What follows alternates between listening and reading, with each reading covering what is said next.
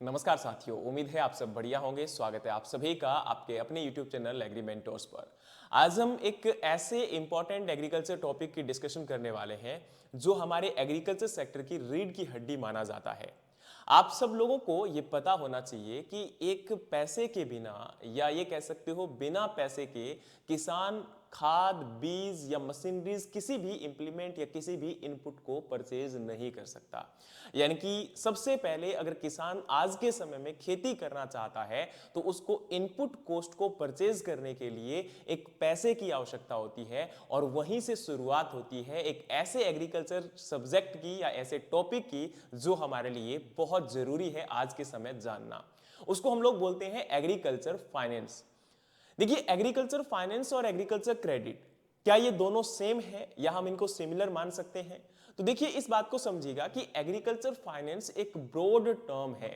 जिसके तहत हम ये समझते हैं कि एग्रीकल्चर सेक्टर के अंदर जुड़े हुए जितने भी वित्तीय पहलू हैं उनको अध्ययन करना, उनका समावेशन करना और किस प्रकार से हमारा एग्रीकल्चर क्रेडिट किसान के द्वारा लिया जाता है, कर्ज कैसे किसान लेता है और जो कर्ज देने वाली संस्थाएं हैं वो कैसे काम करती है और सोसाइटी कर्ज के बारे में क्या सोचती है, उन सबका जो यहां पर एक प्रकार से विश्लेषण है वो हम एग्रीकल्चर फाइनेंस में करते हैं। दूसरी तरफ आप ये भी कह सकते हो कि आपके एग्रीकल्चर सेक्टर में किस प्रकार से जो पैसा है वो यूटिलाइज होने वाला है और उस पैसे से हम लोग क्या क्या कर सकते हैं, इन्वेस्टमेंट कैसे की जानी चाहिए और उसको हम परफेक्टली कैसे यूटिलाइज कर सकते हैं एक एग्रीकल्चर क्रॉप प्रोडक्शन या एग्रीकल्चर किसी भी एक्टिविटी से आपका फाइनल प्रोडक्ट को प्रोड्यूस करने के लिए और फर्दर उसको डिस्ट्रीब्यूट करना और फर्दर उसकी मार्केटिंग को डेवलप करना। तो उसमें किस प्रकार से पैसा एक अहम रोल प्ले करता है, ये सारा हमारा एग्रीकल्चर फाइनेंस में आता है। एग्रीकल्चर फाइनेंस में हम उसको दो अलग क्लास में डिवाइड कर सकते हैं। एक आपकी मैक्रो फाइनेंस कह सकते हो, एक आपका माइक्रो फाइनेंस कह सकते हो। नाम से ही पता चल रहा होगा, मैक्रो मींस बड़ा और माइक्रो मींस छोटा। देखो, बड़े स्तर पर जब भी हम बात करते हैं तो जैसे आज गवर्नमेंट के द्वारा आपका जो बजट डिसाइड किया जाता है ऑल ओवर इंडिया लेवल पर, different type of government schemes या आपके प्रोजेक्ट्स जो रन किए जाते हैं जिनके तहत हम ये टारगेट करते हैं कि कितने बड़े क्षेत्र को हम किस प्रकार से डेवलप करना चाहते हैं, उसमें कितना आपका फाइनेंस यानी कि पैसा लगेगा, उसमें कितनी पैसे की रिक्वायरमेंट होगी, ओवरऑल जो यहां पर मैनेजमेंट होता है वो हम लोग करते हैं मैक्रो फाइनेंसिंग के अंडर में। और माइक्रो फाइनेंसिंग का मतलब होता है जहां हम एक पर्टिकुलर या ये कह सकते हो इंडिविजुअल फार्मर के रिस्पेक्ट में उसको सोचते हैं कि क्या वो कितना कर्ज लेने वाला है, उसको कितना कर्ज मिलेगा और वो उस कर्ज से क्या क्या कर सकता है, कौन कौन सी इनपुट आपकी परचेज कर सकता है और उससे कितना उत्पादन कर सकता है और फर्दर वो क्या क्या डिसीजन उससे ले सकता है। तो वो हमारा होता है माइक्रो फाइनेंस। लेकिन अब जो ये क्रेडिट वर्ड है उसका मतलब क्या होता है, तो आज का जो हमारा टॉपिक है that is totally depend on that agriculture credit. तो आप ये कह सकते हो एग्रीकल्चर क्रेडिट एक पैसा या अमाउंट ऑफ मनी है जो कि एक पर्सन से दूसरे पर्सन के द्वारा उधार लिया जाता है या उधार दिया जाता है। जैसे आप एग्जांपल के तौर पे समझिएगा, मैं एक किसान हूं और आप जो है वो एक साहूकार है, जमींदार है या फिर आप एक बैंक है। मैं आपके पास एक पैसा लेने के लिए आता हूं उधार, तो आप क्या करते हो, आप मुझे वो पैसा एक पर्टिकुलर टाइम के लिए पर्टिकुलर कंडीशन पर देते हो। अब कंडीशन कोई भी हो सकती है, जैसे आप अगर बाय चांस टाइम पर लोन नहीं चुका पाते हो तो आपकी जमीन मेरी हो जाएगी, या फिर आप एक काम करिए ये घड़ी मुझे दे दीजिए, आपका जो है पैसा ले लीजिए। इस प्रकार से आप कोई भी शर्त रख सकते हो वहां पर और एक पर्टिकुलर टाइम के लिए आप मुझे वो पैसा उधार दे देते हो और उस उधार लिए हुए पैसे के ऊपर आप मुझसे इंटरेस्ट भी लोगे यानी कि ब्याज लोगे, और ये हमारा कहलाता है जी एग्रीकल्चर क्रेडिट। तो क्रेडिट जो टर्म आपका आई है वो एक ये कह सकते हो उसका मतलब होता है बिलीफ या ये कह सकते हो हमारा विश्वास। ठीक है, तो अब इसमें क्या है कि एग्रीकल्चर क्रेडिट जो टर्म है वो आपके क्रूशियल इनपुट आप कह सकते हो या ये कह सकते हो कि पैसा जो कि हमारे किसी भी एग्रीकल्चर प्रोडक्शन को करने के लिए एक बेसिक इनपुट आपकी है, उसके बिना हम एग्रीकल्चर प्रोडक्शन जो है कहीं ना कहीं फोकस नहीं कर सकते हैं। अच्छा, एक बात और बताता हूं, इसमें ना बड़ी कंफ्यूजन होती है कि क्या हम बिना पैसे के नहीं कुछ कर सकते। तो एक बार क्या हुआ था आपको पता होगा, जीरो बजट नेचुरल फार्मिंग, इस टर्म को इनिशियली लाया गया था और ये जो टर्म थी वो सुभाष पालेकर जी, इनके फादर भी इनको हम कह सकते हैं जीरो बजट नेचुरल फार्मिंग के, तो उनके द्वारा इस टर्म को उठाया गया था कि भाई आपका जीरो बजट नेचुरल फार्मिंग यानी कि इस ऐसी खेती जिसके अंदर एक भी पैसे की आवश्यकता नहीं होती। तो बाद में जो एग्रीकल्चर स्टैटिस्टिकल ऑफिसर्स थे या ये कह सकते हो कि आपका डिफरेंट जो इकोनॉमिक्स थे उनके द्वारा इस चीज को आइडेंटिफाई किया गया कि हम कोई भी अगर खेती आज के समय में अगर करते हैं तो उसके लिए कम से कम कोई ना कोई आपकी फाइनेंसिंग या क्रेडिट की रिक्वायरमेंट होती है, उसके बिना पॉसिबल नहीं है कि हम खेती कर पाए। तो इसीलिए आज इसका नाम बदलकर सुभाष पालेकर नेचुरल फार्मिंग भी किया गया है। तो आप इस बात को आप समझ गए होंगे कि बिना पैसे के आपकी कोई भी खेती या कोई भी उत्पाद को डेवलप करना, प्रोडक्शन करना संभव नहीं है। तो इसलिए यहां पर क्या है, एग्रीकल्चर क्रेडिट जो है वो एक बेसिक एंटिटी है, बेसिक इनपुट है जो कि आपके एग्रीकल्चर प्रोडक्शन के लिए जरूरी है। अब इसमें हम क्या करते हैं, जैसे फॉर एग्जांपल एक पर्सन, मैंने आपको कहा ना कि किसान है, वो अब किसान क्या करेगा, किसी पर्सन के पास जाएगा, किसी बैंक के पास जाएगा और उसको जाकर बोलेगा कि मुझे इतना पैसा चाहिए। अब वो किसके बदले में चाहिए, उसको हम लोग बोलते हैं सिक्योरिटी। जैसे फॉर एग्जांपल मान के चलिए मैंने अभी आपको कहा था कि भाई पर्टिकुलर टाइम पर मैं आपके पास आता हूं, आप एक बैंक भी हो सकते हैं, आप एक मनी लेंडर भी हो सकते हैं। हाँ, अलग अलग आपकी प्रोसेसेस हैं, उनको हम समझने की कोशिश बाद में करेंगे, लेकिन आप ऐसे समझिएगा कि आप एक पर्सन है जिससे मैं लोन लेने आ रहा हूं। तो आप मुझे क्या बोलोगे कि भाई आपको पैसा तो उधार दे दूं, लेकिन किस बेस पर दूं। तो उसमें 2-4 तरीके होते हैं। अगर आप मान के चलिए मेरे रिश्तेदार हैं, या आप एक बहुत अच्छे दोस्त हैं, या आप मान के चलिए बैंक है, तो अलग अलग तरीके से आप अलग अलग निर्णय लोगे। अगर एक दोस्त है, एक रिश्तेदार है, तो शायद आप कोई भी डॉक्यूमेंटेशन प्रोसेस नहीं फॉलो करोगे, आपको जितने भी पैसे की जरूरत है आप वहां पर उस पैसे को प्रोवाइड कर दोगे। दूसरी तरफ अगर आप एक जमींदार हैं या फिर आप एक मिडिल मैन है, आड़तिया है, साहूकार है, तो आप क्या बोलोगे कि भाई ये दस्तखत कर दीजिए इस डॉक्यूमेंट के ऊपर, और अगर आप इस पर्टिकुलर टाइम पर लोन नहीं चुका पाते हैं तो मैं आपकी प्रॉपर्टी ले सकता हूं, या फिर समथिंग जो भी आपका वहां पर डिसीजन रहेगा वो रहेगा। लेकिन एक चीज यहां पर समझनी पड़ेगी कि जो हम रिलेटिव से लोन लेते हैं या फिर अपने दोस्तों से लोन लेते हैं, तो शायद उसमें कोई इंटरेस्ट हमें कई बार नहीं चुकाना पड़ता, कई बार चुकाना भी पड़ता है। लेकिन अगर हम एक साहूकार से या जमींदार से, आड़तिया से अगर लोन लेते हैं तो उसमें हमें एक इंटरेस्ट रेट आपका चुकाना पड़ता है जो कि ज्यादा होता है। दूसरी तरफ जब आप एक बैंक के पास जाओगे जो कि एक इंस्टीट्यूशनल क्रेडिट कहलाता है, तो वहां पर आपको पैसा जो मिलेगा वो सारा का सारा एक पर्टिकुलर सिक्योरिटी बेसिस पर मिलेगा, जिसके अंदर आपकी प्रॉपर्टी भी प्लस की जा सकती है, और उसके बदले में जो आपको लोन मिलेगा उस पर रेट ऑफ इंटरेस्ट काफी कम होता है। तो ये 2-3 तरीके होते हैं, आप आगे फर्दर इनको पढ़ोगे, लेकिन सबसे पहले हम इस चीज को समझ गए होंगे कि हमारा एग्रीकल्चर क्रेडिट का मतलब क्या होता है। तो ये एक आपकी इनपुट कह सकते हो। तो वर्ड क्रेडिट जो है वो आपका एक लैटिन वर्ड क्रेडो से आया है, जिसका मतलब होता है आई बिलीव, और ये एक प्रकार से क्रेडिट जो है वो यहां पर बिलीफ का और कॉन्फिडेंस का, ट्रस्ट का और फेथ का प्रतीक आप इसको कह सकते हो, या फिर उसको एक प्रकार से बेस मान सकते हो। वहीं पर credit is otherwise called as loan, इसको हम दूसरी टर्म में क्या कह सकते हैं, लोन भी कह सकते हैं। सिंपल सा फंडा है ना। तो आपका क्रेडिट और loan is a certain amount of money provided for a certain purpose or a certain condition with some interest which can be repaid sooner or later। यानी कि अब यहां पर क्या है कि आपका पैसा और लोन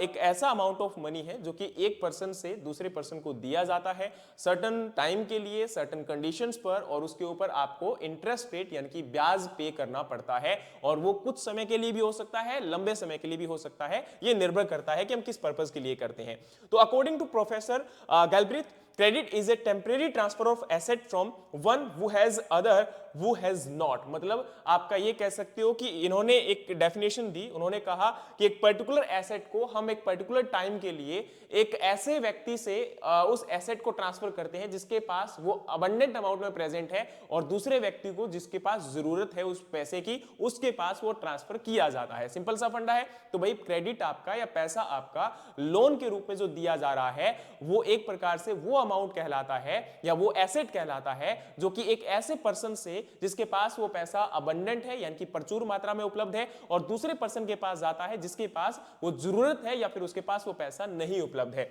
अब बात करते हैं तो नेक्स्ट यहां पर फाइनेंशियल रिक्वायरमेंट एक किसान को क्यों है, यानी कि अब जरूरत तो वही बात है ना कि किसान को पैसे की रिक्वायरमेंट क्यों है ना, मुझे पैसा चाहिए क्यों। तो आप इस बात को समझते होंगे कि किसान को सबसे पहले जितनी भी इनपुट है, जो उसकी लागत है, एक बीज है या फर्टिलाइजर है, मशीनरीज है ना, कोई भी आपका अगर फील्ड में हमें इरिगेशन करना है या फिर आपको जो है वहां पर कोई पर्टिकुलर आपका ट्यूबवेल लगाना है, कोई भी एक चीज कह सकते हो, उस पर्पस के लिए आपको पैसे की जरूरत होती है, और उसे हम परचेज करने के लिए आपका क्या करते हैं, आपका लोन को लेते हैं या फिर उस पैसे को लिया जाता है। दूसरा,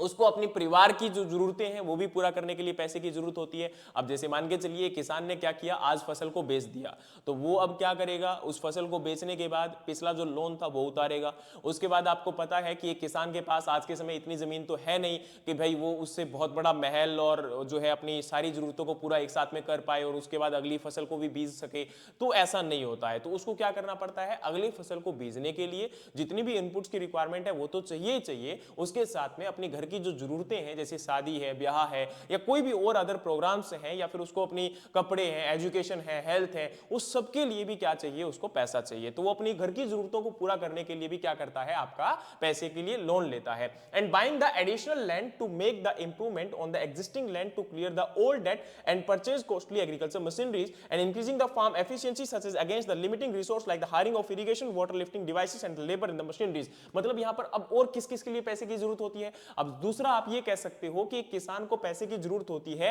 वो अब लैंड और खरीदना चाहता है, जमीन और खरीदना चाहता है, तो उसके लिए भी लोन ले सकता है। नेक्स्ट आपका क्या कर सकता है, अब उसको पता है कि भाई अगर मुझे इरिगेशन पंप लगाना है यानी कि सबमर्सिबल पंप लगाना है तो उसके लिए पैसे की जरूरत हो सकती है। उसको कोई बड़ा ट्रैक्टर लेके आना है या फिर आपकी कोई बड़ी मशीनरी परचेज करनी है तो उसके लिए पैसे की आवश्यकता हो सकती है। तो उन सबके लिए किसान क्या कर सकता है, बैंक से या किसी भी पर्सन से लोन ले सकता है, क्रेडिट ले सकता है, वो हमारा क्या है, उसकी जरूरत है। ठीक है, तो ये ओवरऑल ये हो गया कि भाई एक किसान को पैसे की जरूरत क्यों है या वो किसके लिए लोन लेता है और एग्रीकल्चर क्रेडिट क्या है, तो ये आपको समझ में आ गया होगा। अब बात आती है नेक्स्ट यहां पर कि आज के प्रेजेंट टाइम में अगर देखा जाए तो फार्मर की कंडीशन क्या है हमारे भारत के अंदर। 2012-13 के डेटा के अनुसार अगर हम बात करते हैं तो एवरेज जो मंथली इनकम थी किसान की वो 6,426 रुपए थी, और ये डेटा आपका है national sample survey of office जो आपका सिचुएशन असेसमेंट सर्वे के द्वारा लिया गया है। और 2018-19 के अनुसार 10,218 रुपए एवरेज मंथली इनकम थी किसान की।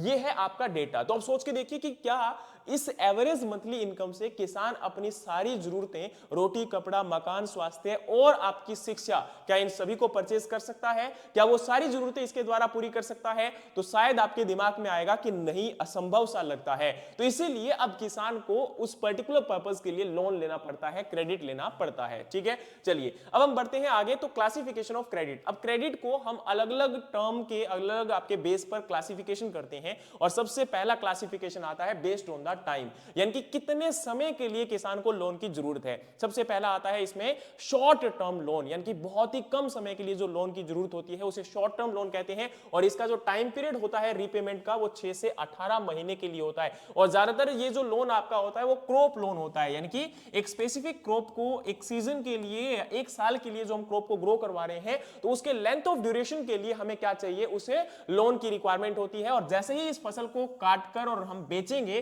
तो उसको हम आपका रीपे कर देते हैं। और ज्यादातर जो किसान क्रेडिट कार्ड के अंडर में जो लोन लिया जाता है वो इसी प्रकार का लोन होता है। और इसके अंदर आपको पता होना चाहिए कि यहां पर एग्रीकल्चर ऑपरेशन जैसे कि आपकी सोइंग है, फर्टिलाइजर एप्लीकेशन है, प्लांट प्रोटेक्शन मेजर्स है, या पेमेंट ऑफ वेजेस यानी कि जो आपकी लेबर की पेमेंट करनी है या उसको सीड परचेज करना है, तो उन सभी के लिए जो पैसे की आवश्यकता होती है वो ज्यादातर इसी जरूरत के साथ वो पूरा कर लेता है। और जैसे ही उसकी अगली फसल की कटाई होती है वो उस लोन को रीपे कर देता है, दोबारा से चुका देता है। दूसरा हमारा आता है जी मीडियम टर्म लोन, जो कि आपका 18 महीनों से लेके 5 साल तक के लिए लेता है। और इसमें क्या होता है कि टाइम पीरियड आपका बढ़ गया तो ऑब्वियस सी बात है उसकी लोन की अमाउंट भी कहीं ना कहीं बड़ी होगी। और इसमें अब किसान क्या करता है, जैसे कि उसको अगर कोई इंप्लीमेंट यानी कि मशीनरी को खरीदना है, या फिर उसको कोई इलेक्ट्रिक मोटर को परचेज करना है, सबमर्सिबल पंप को परचेज करना है, कोई आपका दुधारू पशु या भेड़ बकरी कोई भी उसको जो है परचेज करना है, तो उस पर्पस के लिए वो लोन लेता है। और नेक्स्ट आपका आता है जी long term loan. Long term loan के अंदर क्या होता है,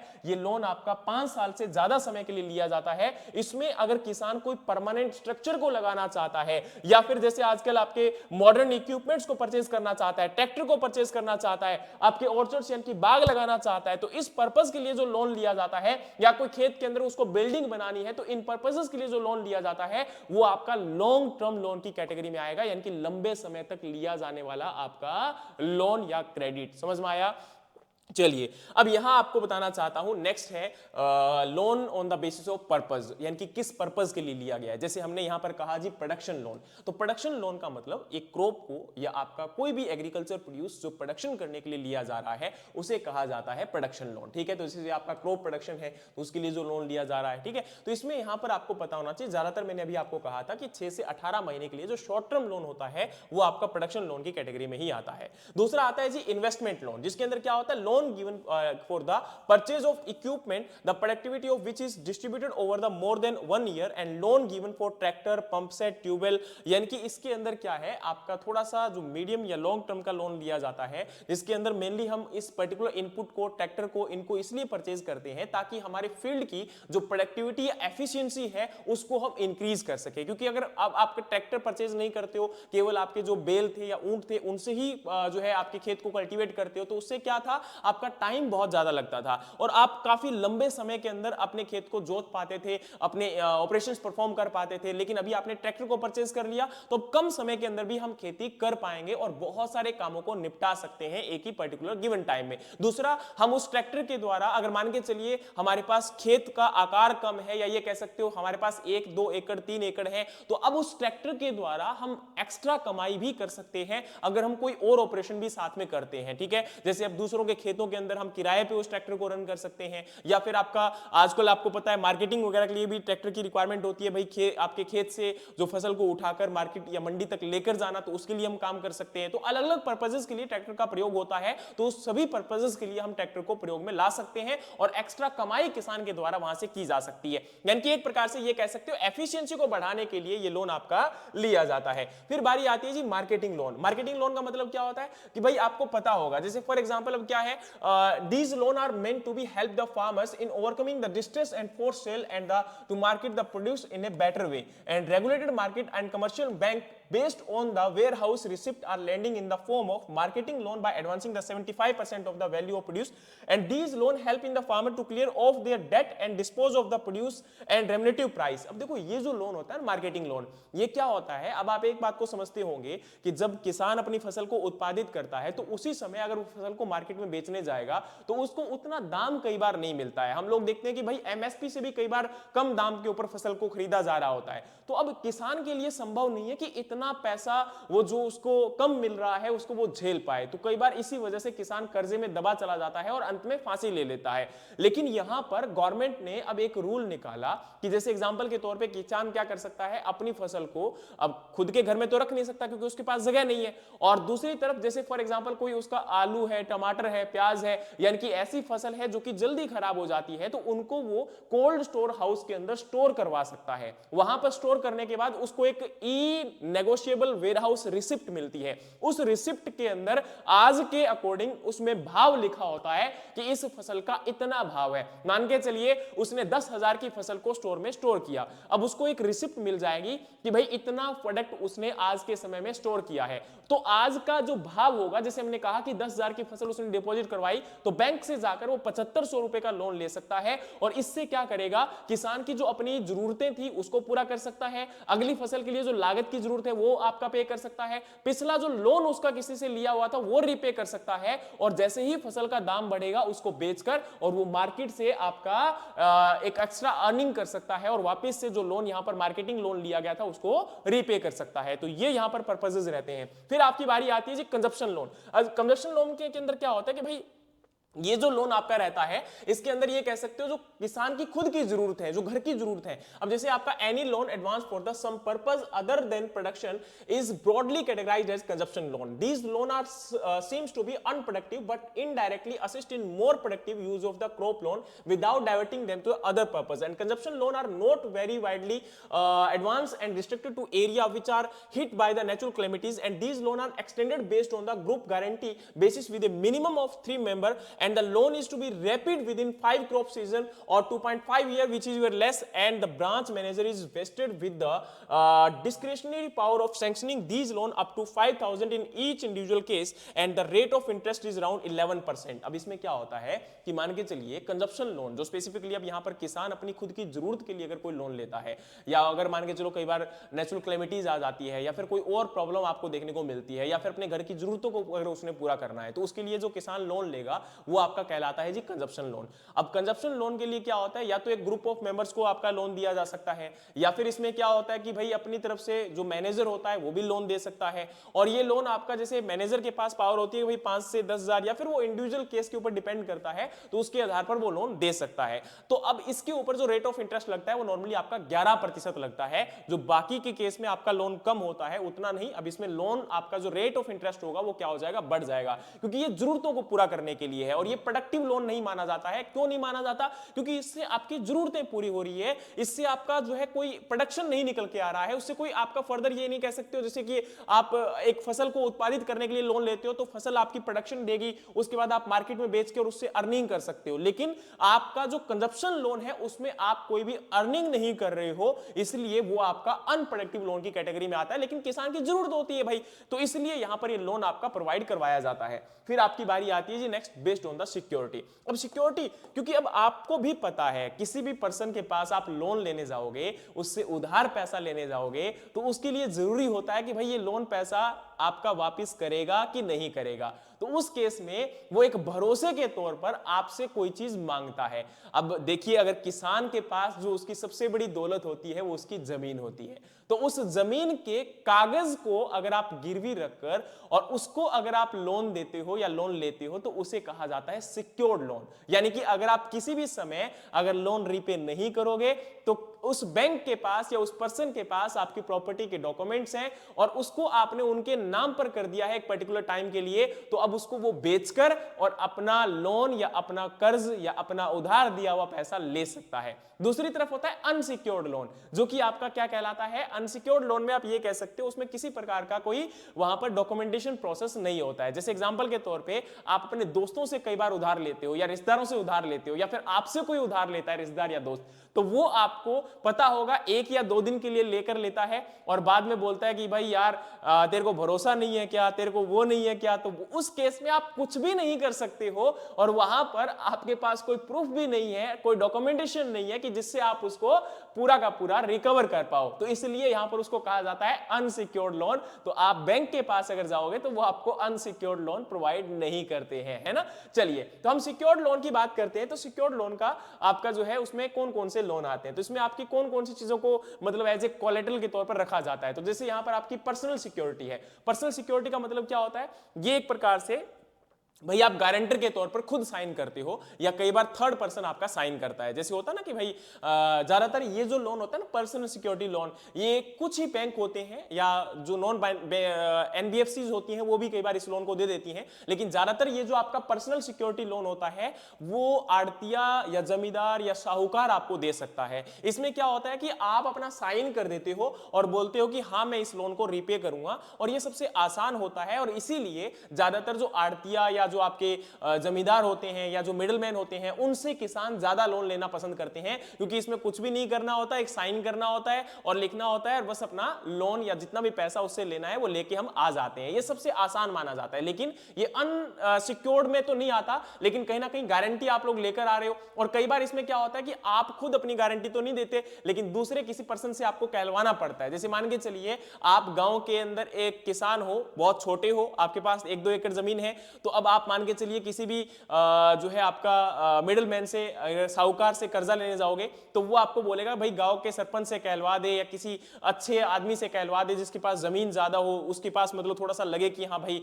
ये पर्सन अगर बाई चांस पे नहीं करता है तो उसको दबाव डलवा के इससे पे करवा सकता है। तो वो आपका थर्ड पर्सन गारंटी के रूप में काम करता है। तो ये आपका एक प्रकार से गारंटी लोन होता है जिसके अंदर पर्सनल सिक्योरिटी मतलब ये कह सकते हो कि कुछ आपको जमा नहीं करवाना पड़ता, केवल आपको गारंटी के तौर पर वैसे ही प्रोमिसरी नोट पर साइन करना होता है। फिर बारी आती है जी कोलैटरल सिक्योरिटी। कोलैटरल सिक्योरिटी में क्या होता है कि आपको प्रॉपर्टी अपनी क्या करवानी पड़ती है, प्लेज करवानी पड़ती है, और इसके अंदर प्रॉपर्टीज के ऊपर आपका जो मूवेबल प्रॉपर्टीज होती हैं, अब इसके अंदर ये भी जरूरी है चल और अचल संपत्ति। चल संपत्ति होती है जिनको आप कहीं भी किसी दूसरी जगह पर लेकर जा सकते हो। क्या आप अपनी जमीन को लेकर आप लोग जा सकते हो? नहीं। तो इसमें आपके प्रॉपर्टीज के अंदर क्या होता है, आपका LIC बॉन्ड हो सकता है, फिक्स्ड डिपॉजिट बॉन्ड हो सकते हैं, वेयर हाउस रिसिप्ट हो सकती है, मशीनरीज हो सकती हैं, लाइफ स्टॉक हो सकती हैं। तो इनको आप सिक्योरिटी के तौर पर ऑफर करते हो कि भाई ये मेरा पर्टिकुलर पार्ट है, ये आप अपने पास रखिए और जैसे ही मैं आपको लोन रीपे कर देता हूं आप मुझे वापस कर दीजिएगा। समझ में आ गया? तो इसे कहा जाता है आपका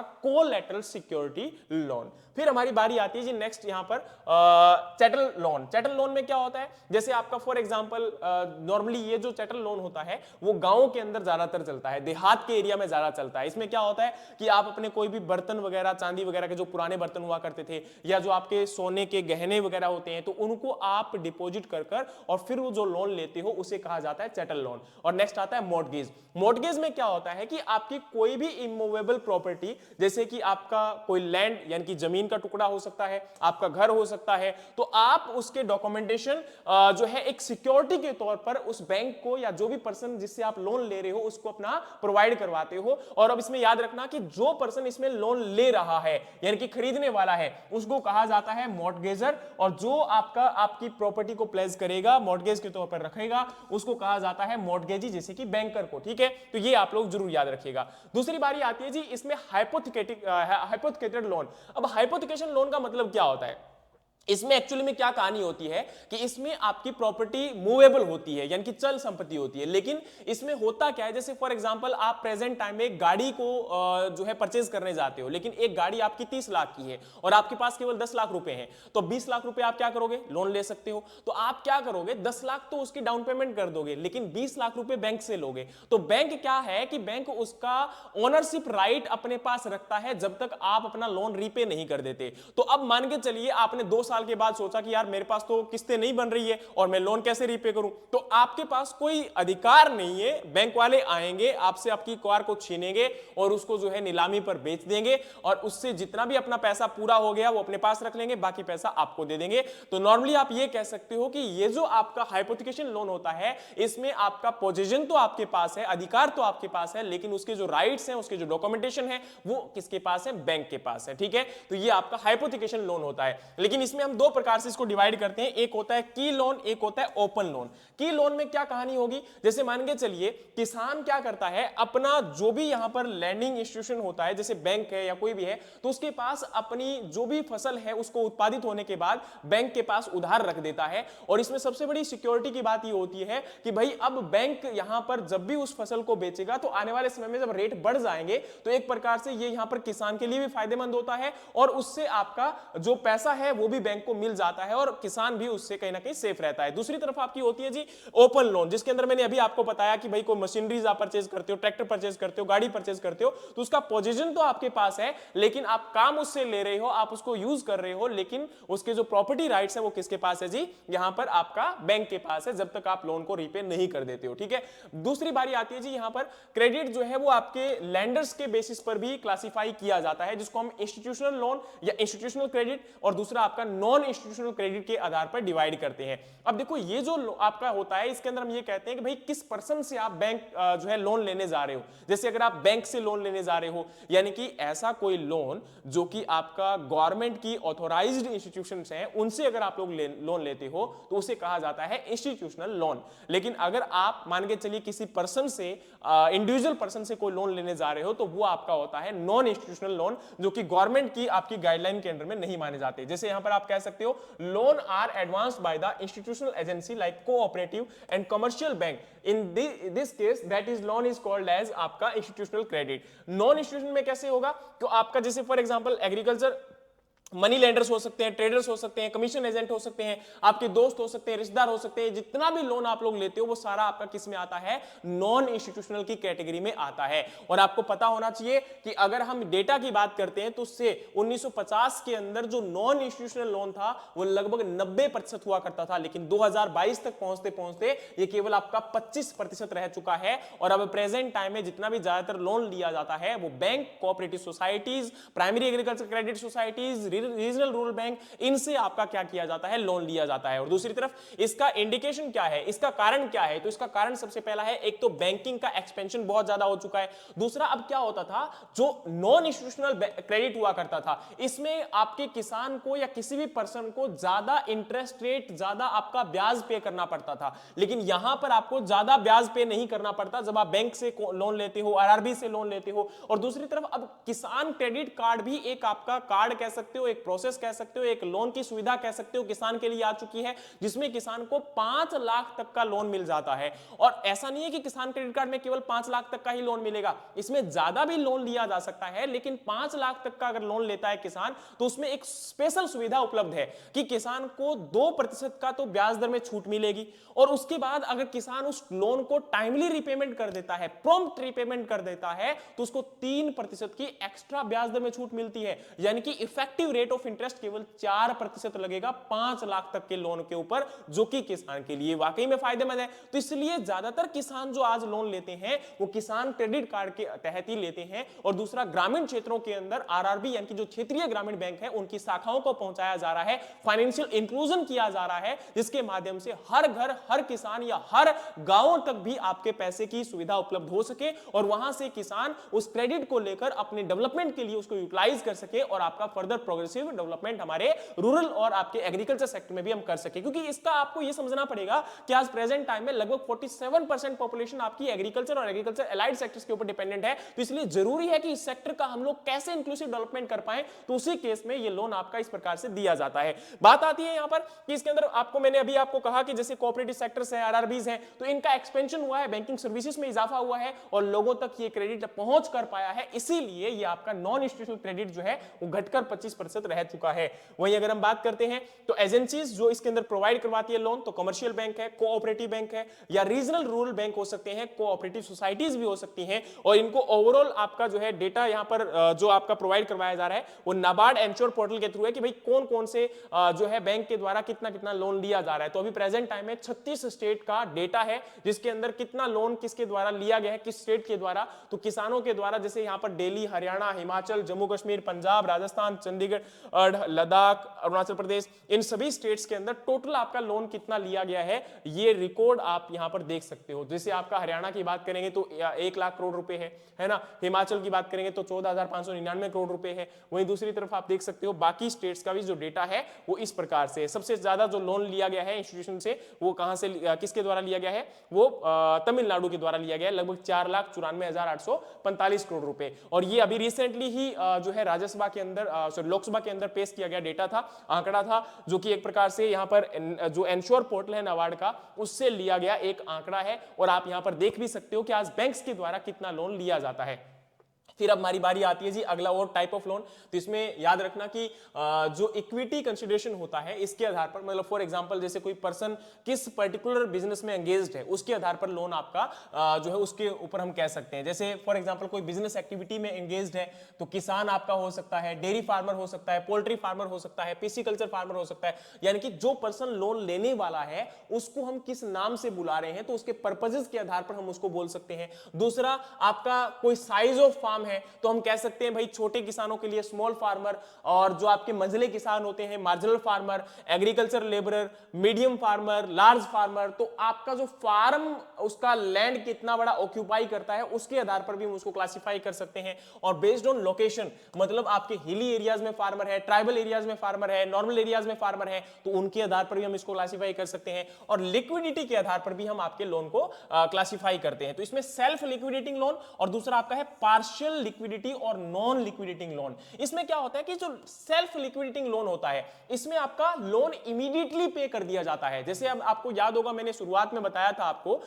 शॉर्ट टर्म लोन। तो शॉर्ट टर्म लोन में मैंने आपको एक बात एक्सप्लेन नहीं की थी, और वहां पर लिखा हुआ था कि short term loan is self liquidating loan. ये लोन जो है वो आप बहुत ही कम समय के लिए लेते हो। जैसे एक क्रॉप को उत्पादित करने के लिए आपको 6 महीने या 8 महीने, 1 साल तक के लिए लोन चाहिए, और उसके बाद आप उस लोन को रीपे कर दोगे और आपका वापस से जो है प्रोडक्शन प्रोसेस में लग जाओगे। दूसरी तरफ एक लोन होता है जो कि आपका लंबे समय तक के लिए लिया जाता है, जिसको हम प्रोडक्शन लोन तो नहीं कहेंगे, लेकिन ये कह सकते हैं कि वो एक प्रकार से एफिशिएंसी को बढ़ाने के लिए या फिर ओवरऑल बिजनेस को एक्सपेंड करने के लिए, मार्केटिंग को एक्सपेंड करने के लिए या वैल्यू एडिशन करने के लिए वो आपका लोन लिया जाता है। तो उस केस में वो लोन की जो अमाउंट होती है वो भी ज्यादा होती है और वो लंबे समय तक के लिए लोन लिया जाता है। तो इसको हम लोग क्या बोलते हैं, आपका पार्शियल लिक्विडेटिंग या नॉन लिक्विडेटिंग लोन आपका कहा जा सकता है। ठीक है, चलिए अब हमारी बारी आती है जी बेस्ड ऑन अप्रोच। अप्रोच मतलब आपका इंडिविजुअल अप्रोच है, तो उसके बेस पर जैसे आपका loan advance to individual for the different purposes will fall under the this category, मतलब किसी पर्टिकुलर पर्सन को जो लोन दिया जाता है। या फिर आपका एरिया बेस्ड अप्रोच जो लोन होता है, जिसके अंदर क्या होता है, जैसे किसी पर्टिकुलर एरिया के अंदर कोई तबाही आ गई, कोई प्रॉब्लम आ गई, कोई बाढ़ आ गई, ठीक है, तो उस केस में वहां पर जो आपका लोन लिया जाएगा वो आपका जैसे कि ड्रॉट प्रोन एरिया प्रोग्राम के तहत जो लोन दिए जाते हैं, तो वो बहुत ही माइन्यूट आपके जो है ये कह सकते हो इंटरेस्ट रेट के ऊपर होते हैं या फिर जीरो इंटरेस्ट रेट के ऊपर होते हैं। डिफरेंशियल इंटरेस्ट रेट के आधार पर भी जो आपका फॉलो किया जाता है। इसमें क्या होता है, वीकर सेक्शंस को आपका 4% प्रति annum जो है लोन आपका दिया जा रहा है, जैसे हम प्रायोरिटी सेक्टर लेंडिंग को आप कंसीडर करते हो। ठीक है, फिर बारी आती है जी बेस्ड ऑन द कंटेक्ट, तो इसमें डायरेक्ट लोन या आपका इनडायरेक्ट लोन, जिसमें क्या होता है कि loan extended to farmer are called as direct loan, that is called as crop loan, and indirect loan given to the agro based firm like the fertiliser and pesticide industries which are indirectly beneficial to the farmer are called as indirect loan. अगर मान के चलिए किसान को directly किसी purpose के लिए loan दिया जा रहा है तो वो आपका डायरेक्ट लोन है। इनडायरेक्ट मतलब किसान को लोन नहीं दिया जा रहा, लेकिन किसान की जो सहायता करने वाली एजेंसीज हैं, कोई पर्टिकुलर आपका प्रोग्राम है, कोई आपका सोसाइटी है, उनको जो लोन दिया जा रहा है किसान की हेल्प करने के लिए या आपका प्रोडक्शन या डेवलपमेंट को इंक्रीज करने के लिए, तो उसे कहा जाता है इनडायरेक्ट लोन। ठीक है, तो ये आपका कोई फर्दर प्रॉब्लम नहीं है। अब नेक्स्ट यहां पर अगर हम लोन की प्रोसेस की बात करेंगे, देखो आपका जो जमींदार है, आड़तिया है या कोई रिलेटिव है, तो उनकी अपनी अपनी हो सकता है समझ के आधार पर वो लोन ले सकते हैं या फिर वहां पर कोई भी अलग डॉक्यूमेंटेशन प्रोसेस हो सकती है। लेकिन अगर आप एक बैंक या आपके किसी भी जो हम इंस्टीट्यूशनल क्रेडिट की बात कर रहे थे उससे अगर आप लोग लोन लेने जाओगे तो क्या प्रोसेस होगा। सबसे पहले आपका बैंकर जो है वो आपके साथ या किसान के साथ एक इंटरव्यू करेगा, उसको समझने की कोशिश करेगा कि भाई ये क्या चाहता है। तो जैसे एग्रीकल्चर फील्ड ऑफिसर होता है तो उसका काम यही होता है कि वो अब उस किसान के साथ क्या करता है जी, डिस्कशन करता है, वार्तालाप करता है, अब बताता है उसको, वहां पर गाइड करेगा कि भाई हमारे बैंक की क्या स्कीम है, हम किसके तहत कितना लोन दे सकते हैं, क्या प्रोसेस रहेगा, वो सारा उसको समझाया जाता है। फिर क्या होगा, लोन एप्लीकेशन किसान के द्वारा दी जाएगी कि भाई ये मेरी एप्लीकेशन है, ये आपका प्रॉपर परफॉर्मा वगैरह फिल किया जाएगा। और फिर आती है स्क्रूटनी ऑफ रिकॉर्ड। अब जो बैंक अधिकारी है, जो भी आपके एएफओ है, वो क्या करेंगे, उस लोन की स्क्रूटनिंग करेंगे, मतलब उसके डॉक्यूमेंटेशन वाकई में पूरे हैं कि नहीं है। जैसे आपको पता होगा फर्द होती है या फिर आप ये कह सकते हो जितने भी डॉक्यूमेंटेशन उस फार्मर के द्वारा लाए गए हैं उनको आप क्या करोगे, चेक करोगे। अब कैसे चेक करोगे जी, आजकल आपका क्या है, हर स्टेट की अपनी अपनी वेबसाइट्स हैं और उनके ऊपर जाकर अपने रिकॉर्ड्स को, जो लैंड के रिकॉर्ड है उनको आप जाकर वहां पर जमाबंदी वगैरह को चेक कर सकते हो। आपके खसरा नंबर, खतौनी नंबर, उसके अंदर सब मेंशन्स होते हैं और आपकी जो जमीन है वो किस प्रकार की है, वो सारा का सारा रिकॉर्ड्स आपको वहां पर मिल जाता है। फिर आप उस फार्मर के फील्ड पर भी विजिट करते हो लोन को सैंक्शन करने से पहले, और उस को देखा जाता है कि क्राइटेरिया क्या है, लोन एलिजिबिलिटी का है कि नहीं, फुलफिल कर रहा है कि नहीं कर रहा है, और फिर उसके बाद आपका लोन सैंक्शन किया जाता है। सैंक्शन करने के बाद फर्दर आपकी जो रिक्विजिट डॉक्यूमेंट है उनको सबमिट किया जाएगा और आपका लोन जो है डिसबर्स कर दिया जाता है। एंड उसके बाद आपकी पोस्ट क्रेडिट जो आपके फॉलोअप मेजर्स होते हैं उनको फॉलोअप किया जाएगा और फर्दर अब किसान अपना जो भी प्रोसेस है वो करेगा, अपना प्रोडक्शन करेगा, और जब लोन आपका चुकाने का टाइम आएगा तो किसान से लोन लिया जाएगा, यानी कि आपका रिकवरी की जाएगी लोन की। तो ये पूरा प्रोसेस होता है किसके लिए, लोन की एप्लीकेशन के लिए, लोन की प्रोसेसिंग के लिए, और फर्दर लोन कैसे रीपे होता है उसके लिए। ठीक है, तो ये आपका पूरा एक ये कह सकते हो प्रोसेस है जिसको फॉलो किया जाता है किसान और आपके बैंकर के बीच में। ठीक है, अब नेक्स्ट यहां पर बारी आती है जी गवर्नमेंट के क्या क्या अल्टरनेटिव इनिशिएटिव्स या स्ट्रेटजीज हैं किसको आपके किसान तक लोन पहुंचाने के लिए। देखो अब गवर्नमेंट जो है यहां पर भारतीय सरकार के द्वारा इस बार साफ कहा गया था लोकसभा के अंदर कि हम किसी भी हालात के अंदर किसान का ऋण माफ नहीं करने वाले हैं, लेकिन हां गवर्नमेंट के द्वारा बहुत सारे इनिशिएटिव रन किए जा रहे हैं, बहुत सारी गवर्नमेंट की स्कीम्स रन की जा रही है जिसके तहत किसान का जो लोन है उसको ये कह सकते हो कि या ये कह सकते हो कर्ज को कम करने के लिए हेल्प हो सकती है। जैसे आपका इंस्टीट्यूशनल क्रेडिट एक्सपेंशन किया जा रहा है, क्रॉप इंश्योरेंस यानी कि प्रधानमंत्री फसल बीमा योजना जैसी चलाई जा रही है जिसके अंदर क्या हो सकता है कि भाई किसान आपका जो भी फसल अगर खराब हो जाती है तो उसके बदले में उसको कुछ इंश्योरेंस मिलेगा जिससे वो अपना लोन रिपे कर सकता है। फिर एमएसपी रिफॉर्म यानी कि एमएसपी के अंदर भी डेवलपमेंट लेकर आ रहे हैं कि भाई एमएसपी को और ज्यादा बेहतर तरीके से आपका किसानों तक पहुंचाया जाए, क्योंकि एमएसपी के अंदर एटलीस्ट गारंटी होती है कि भाई इतना आपका यहां पर, क्योंकि एमएसपी में अभी प्रेजेंट टाइम में गारंटी नहीं है। आपको पता होना चाहिए कि एमएसपी सरकार के द्वारा तय जरूर किया जाता है, मिनिमम सपोर्ट प्राइस या न्यूनतम समर्थन मूल्य, लेकिन किसान तक वो नहीं पहुंच रहा है। आज केवल 6% किसानों तक ही आपका एमएसपी पहुंच रहा है, लेकिन उसको और ज्यादा बेहतर करने की कोशिश की जा रही है, या फिर ये कह सकते हो किया जा रहा है। नेक्स्ट आपका है डाइवर्सिफिकेशन, यानी कि केवल एक ही या सिंगल फसलों के ऊपर हमें डिपेंडेंट नहीं रहना है, हमें अलग अलग और फसलों को भी उगाना है, जैसे कि हॉर्टिकल्चर क्रॉप्स हम लोग ग्रो करवा सकते हैं। और नेक्स्ट आपका है एलाइड एक्टिविटीज, जिसके तहत हमें यह फोकस करना पड़ेगा कि आज के समय में हमें केवल फसल उत्पादित करके ही आपका इनकम नहीं जनरेट कर सकते, हमें आपके लाइव स्टॉक सेक्टर के ऊपर, पोल्ट्री सेक्टर के ऊपर, mushroom cultivation, honey bee cultivation, इनके ऊपर भी आना पड़ेगा, ताकि वहां से हम एक एक्स्ट्रा इनकम को जनरेट कर सके उसी लैंड एरिया से। और नेक्स्ट आपका है डिजिटल क्रेडिट डिलीवरी, यानी कि आज प्रेजेंट टाइम में न्यूट्रिएंट बेस्ड सब्सिडीज है आपकी है, या फिर आपका डायरेक्ट बेनिफिट ट्रांसफर्स है, या आपके प्रधानमंत्री किसान सम्मान निधि योजना है, जिसके तहत किसान की डायरेक्टली जो है उसके अकाउंट के अंदर पैसे को ट्रांसफर करने की सुविधाएं उपलब्ध की जा रही है, ताकि किसान के बीच में और सरकार के बीच में जो इंटरमीडिएटरीज हैं उनको खत्म किया जा सके और किसान को डायरेक्ट बेनिफिट यहां पर पहुंच सके। यानी कि डिजिटलाइजेशन के माध्यम से भी किसानों को आपका कर्ज से राहत देने में काफी हद तक सहायता की जा रही है, लेकिन कर्ज माफी का भी कोई संयोग नहीं आ रहा है। ठीक है, तो ये हमारा ओवरऑल एग्रीकल्चर क्रेडिट और एग्रीकल्चर फाइनेंस के बारे में सारी कहानी थी। उम्मीद है कि आप लोगों को ये पूरा समझ में आया होगा कि एग्रीकल्चर क्रेडिट क्या है, क्या इसके टाइप्स हैं, किस प्रकार से लोन दिया जाता है, और मैंने अपने तरीके से पूरी तरीके से जितना हो सकता था मैक्सिमम संभव आपको समझाने की कोशिश की। फिर भी अगर कहीं भी कोई त्रुटि रह गई है तो मेरी तरफ से आप सब लोगों से मैं माफी चाहता हूं। और इसी प्रकार से जो एग्रीकल्चर टॉपिक्स हैं और एग्रीकल्चर करंट अफेयर्स हैं उनको जानने के लिए, उनको समझने के लिए आप हमारे साथ जुड़े रहिएगा। सब्सक्राइब बटन दबा दीजिएगा, और अगर हमारी वीडियो पसंद आई तो लाइक और नीचे कमेंट